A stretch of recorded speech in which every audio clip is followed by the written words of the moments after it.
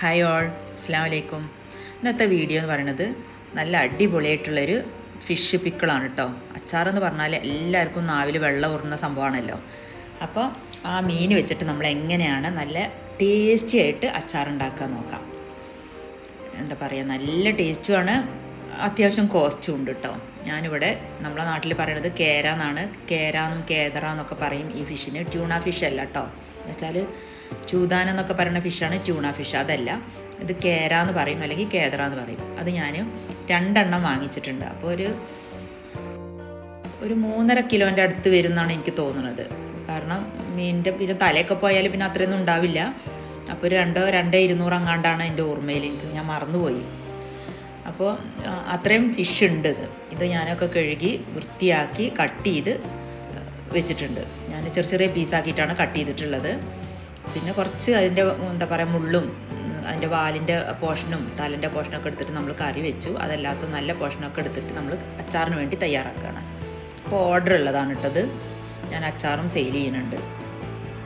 അപ്പോൾ ഇത്രയും പോകുന്ന പീസുകളാക്കിയിട്ടാണ് ഞാൻ കട്ട് ചെയ്തിട്ടുള്ളത്. പിന്നെ ഞാൻ കട്ട് ചെയ്ത് വാഷ് ചെയ്ത് ഒക്കെ ഞാൻ വെള്ളം വാരാൻ വെച്ചതിന് ശേഷം 1 ടീസ്പൂണ് മഞ്ഞൾപ്പൊടി, 2 ടീസ്പൂണ് മുളക് പൊടി, 2 ടീസ്പൂണ് ഉപ്പ്. മുളക് പൊടി നല്ല നിറമുള്ള മുളക് പൊടി തന്നെയാണ്. ഇത് ഒന്ന് എന്താ പറയുക, വീഡിയോൻ്റെ കളർ കൂട്ടിയപ്പോൾ മുളക് പൊടിൻ്റെ നിറം കുറഞ്ഞു പോയി. 2 ടീസ്പൂൺ ഉപ്പ് ഇട്ടിട്ട് കുറച്ച് വിനീഗിരി ഒഴിച്ചു കൊടുത്തു കേട്ടോ. വിനാഗിരി ഒഴിച്ചു കൊടുത്തതിൻ്റെ ശേഷം നന്നായി മിക്സ് ചെയ്തിട്ട് തേച്ച് പിടിപ്പിക്കുക.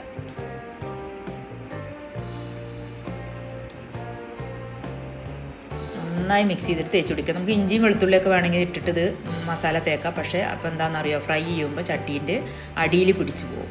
അപ്പോൾ അത് കാരണം ഞാൻ ഇഞ്ചിയും വെളുത്തുള്ളിയും മസാലയിൽ തേക്കലില്ല. കാരണം അതൊക്കെ തേച്ചിട്ട് നമ്മൾ കുറേ ട്രൈ ചെയ്ത് നോക്കിയതാണ്. അപ്പോൾ ചട്ടിൻ്റെ അടിയിൽ പിടിക്കുക ചെയ്യാം. അങ്ങനെ ഞാൻ ഒരു 2 മണിക്കൂർ ഫ്രിഡ്ജിൽ വെച്ചിട്ട് അതിൻ്റെ ശേഷമാണ് ഞാൻ പിന്നെ അത് ഫ്രൈ ചെയ്യണത്.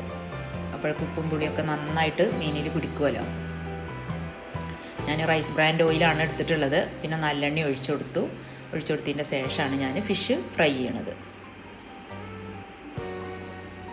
ഫസ്റ്റാണ് കേട്ടോ റൈസ് ബ്രാൻഡ് ഓയിൽ വാങ്ങിക്കണത്. കുറച്ച് നല്ലതാണെന്ന് പറഞ്ഞിട്ടപ്പോൾ അതാണ് പിന്നെ വാങ്ങിച്ചത്. സൺഫ്ലവർ ഓയിലല്ല. ആദ്യമൊക്കെ ഞാൻ സൺഫ്ലവർ ഓയിലായിരുന്നു ഫിഷ് ബീഫൊക്കെ ഞാൻ ഫ്രൈ ചെയ്തെടുത്തിരുന്നത്. നമ്മൾ ഫിഷും ബീഫൊക്കെ അവിടെ സെയിൽ ചെയ്യുന്നുണ്ട് കേട്ടോ, അച്ചാറിട്ടിട്ട്. അങ്ങനെ ഞാൻ 4 ട്രിപ്പായിട്ട് ഫ്രൈ ചെയ്തെടുക്കണം. നല്ലോണം ഡ്രൈ ഫ്രൈ ആയിട്ട് ഫ്രൈ ചെയ്യണില്ല, എങ്കിലും അത്യാവശ്യം എന്താ പറയുക, ഒരു എന്താ പറയുക, കിരികിരി എന്നുള്ള ഒരു മുറുമുറു ഉള്ള ഒരു സൗണ്ട് ഇല്ല, അത് വരുന്ന വരെ ഫ്രൈ ചെയ്തെടുത്തു. ഫ്രൈ ചെയ്തതിൻ്റെ ശേഷം നമ്മൾ പാത്രത്തിലേക്ക് കോരിയിട്ടാൽ തന്നെ പിന്നെ ഓട്ടോമാറ്റിക്കായിട്ട് അതിങ്ങനെ ഒന്നും കൂടി ഫ്രൈ ആയി വരും.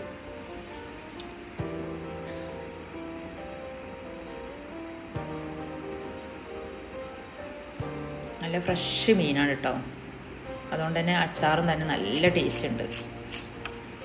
അപ്പോൾ അങ്ങനെ ഫ്രൈ ചെയ്തെടുത്തതിന് ശേഷം ഞാൻ പിന്നെ ഇതിലേക്ക് ഉലുവയും കടുകാണ് പിന്നെ ഞാൻ ഒന്ന് ചൂടാക്കി എടുക്കുന്നത്. അപ്പോൾ ഉലുവ നമ്മൾ ഇതിൽ 1 കിലോന് 1 kgക്ക് നമ്മൾ മീൻ 1 kg ആണെങ്കിൽ നമ്മൾ 2 ടീസ്പൂൺ ഉലുവയും 1 ടീസ്പൂൺ കടുകാണ് നമ്മൾ എടുക്കുക.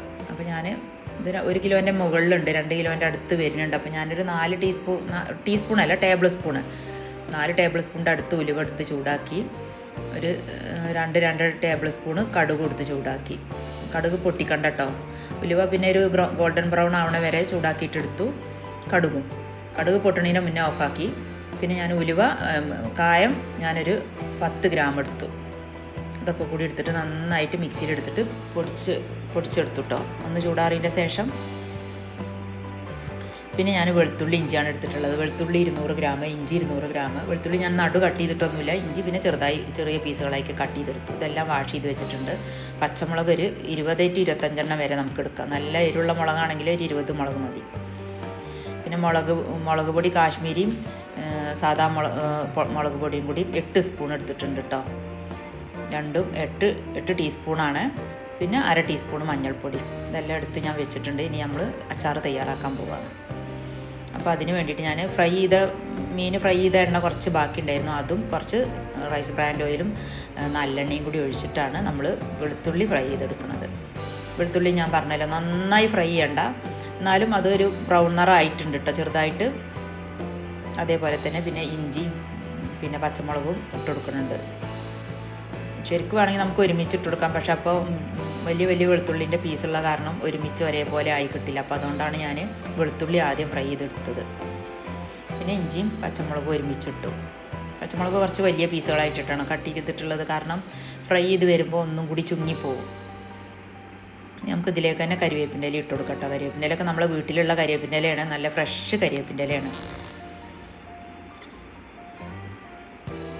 പച്ചമുളക് ഒരു 20 to 25 വരെ എടുക്കാം നമുക്ക് 2 കിലോന്. ഇഞ്ചി വെളുത്തുള്ളി ഞാൻ പറഞ്ഞല്ലോ 200 ഗ്രാമാണ് ഞാൻ എടുത്തിട്ടുള്ളത്. അപ്പോൾ അതെല്ലാം നമ്മൾ ഫ്രൈ ചെയ്തെടുത്തു. ഇതൊക്കെ നമ്മൾ സെയിൽ ചെയ്യാൻ വേണ്ടി ഉണ്ടാക്കണതാണ് കേട്ടോ. അതേപോലെ നിങ്ങൾക്ക് ക്ലാസ് ആവശ്യമുണ്ടെങ്കിൽ നിങ്ങൾ ഞാൻ അതിൽ ഡിസ്ക്രിപ്ഷനിൽ എൻ്റെ നമ്പർ കൊടുക്കാം. നിങ്ങൾ ആവശ്യപ്പെട്ടാൽ നിങ്ങൾക്ക് ക്ലാസ് എടുത്ത് തരുന്നതാണ്. പിന്നെ നമ്മൾ കേക്കിൻ്റെയും ചോക്ലേറ്റ്സിൻ്റെയും കുനാഫ ചോക്ലേറ്റ് അങ്ങനെ ഒരുപാട് കാര്യങ്ങൾ നമ്മൾ ക്ലാസ് എടുത്ത് കൊടുക്കുന്നുണ്ട്. അപ്പോൾ നിങ്ങൾ നമ്പറിൽ വാട്സപ്പ് ചെയ്താൽ ഞാൻ നിങ്ങൾക്ക് ക്ലാസ് എടുത്ത് തരുന്നതാണ് കേട്ടോ. പിന്നെ നിങ്ങൾ വീഡിയോ ഫസ്റ്റ് ടൈമാണ് കാണണമെങ്കിൽ സബ്സ്ക്രൈബ് ചെയ്യണം, ഇഷ്ടമാവുകയാണെങ്കിൽ ലൈക്ക് ചെയ്യണം, നിങ്ങളെ ഫീഡ്ബാക്കൊക്കെ അറിയിക്കണം കേട്ടോ. നിങ്ങൾ ഇത് ട്രൈ ചെയ്ത് നോക്കിയിട്ട് അങ്ങനെ എന്താ പറയുക, പച്ചമുളകും ഇഞ്ചിയും ഒക്കെ ഫ്രൈ ആയതിൻ്റെ ശേഷം ഞാൻ പിന്നെ പൊടികളിട്ടൊന്ന് ചൂടാക്കിയിട്ടേ ഉള്ളൂ കേട്ടോ. ജസ്റ്റ് ഒന്ന് ചൂടാക്കി ഉലുവയും കടുകും ഒക്കെ പൊടിച്ചതും എല്ലാം ഇട്ടിട്ടൊന്ന് ചൂടാക്കിയതിൻ്റെ ശേഷം വിനാഗിരി ഒഴിച്ചു കൊടുത്തു.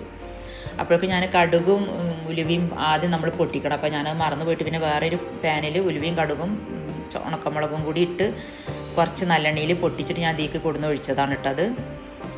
പിന്നെ പാകത്തിനുള്ള ഉപ്പ് ഇട്ട് കൊടുത്തു. വിനീഗർ ഒഴിച്ചു കൊടുത്തിട്ട് നന്നായിട്ട് തിളക്കണം കേട്ടോ. വിനീഗർ എന്ന് പറഞ്ഞാൽ 15% ഉള്ളൂ സിട്രിക് ആസിഡ്, ബാക്കി ഫുള്ളും 1 ലിറ്ററിൽ വെള്ളമാണ്.